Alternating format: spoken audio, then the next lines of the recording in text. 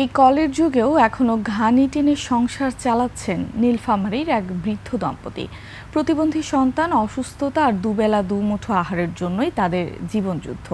অনটনের সংসারে তেলের ঘানি টানার জন্য নেই কোনো গবাদি পশু।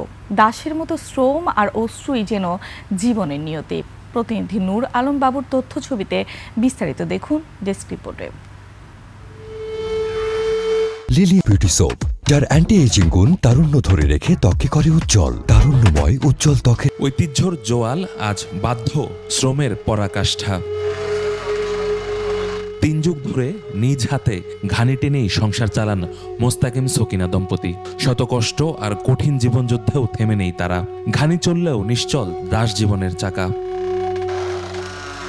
প্রতিদিন মাত্র 5 কেজি সরিষা কিনে তেল তৈরি করেন তারা। বিক্রি করে আসে 2 থেকে 300 টাকা। এই দিয়েই চলে 7 জনের সংসার। দুইটাই তো প্রতিবন্ধী। আর মনে করো যে একটা আমার শাহজাহান, এও তো ঘাড়ে টিমার হ্যাঁ, ওটাও চলে না। যে মাইসের কাজ করে বোঝ না নিলে তো কাজ করতে পারে না, নেয় না। কোনোদিন আনির পায়, কোনোদিন না পায়, কোনোদিন উপাস থাকি, কোনোদিন চুলাতে আগুনও দিবার পাই না। বয়সের ভার, দারিদ্রতা আর রোগ সবকিছুর সঙ্গে লড়ছেন এ দম্পতি। 2 প্রতিবন্ধী সন্তান আর এক অসুস্থ ছেলে নিয়েই চলছে তাদের জীবনযুদ্ধ। 2 ভাই প্রতিবন্ধী, 1 ভাই আমি কৃষি কাজ করছিলাম।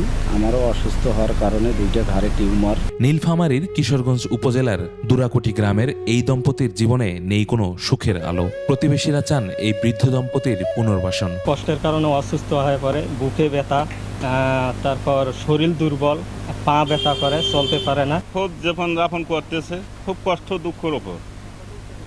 হ্যাঁ, না করেও কোনো উপায় নেই। পরিবারটিকে সরকারি সহায়তার আশ্বাস দিয়েছে প্রশাসন। তারা যেন বয়স্ক ভাতার আওতায় আসেন। তার যে বিশেষ চাহিদা সম্পন্ন সন্তান, সেই সন্তানকে যেন আমরা ভাতার আওতায় নিয়ে আসতে পারি, এবং একটি মেয়ে আছে তার, যিনি তালাকপ্রাপ্ত, তাকেও আমরা একটা ভাতার আওতায় আনার জন্য যে ব্যবস্থা নেওয়া দরকার আমরা সেই ব্যবস্থাটা নিতে চাই। কিন্তু সেই সহায়তার অল্প ক টাকায় কি এই 2 প্রতিবন্ধী সন্তান সহ জীবন চালাতে পারবেন এই বৃদ্ধ দম্পতি?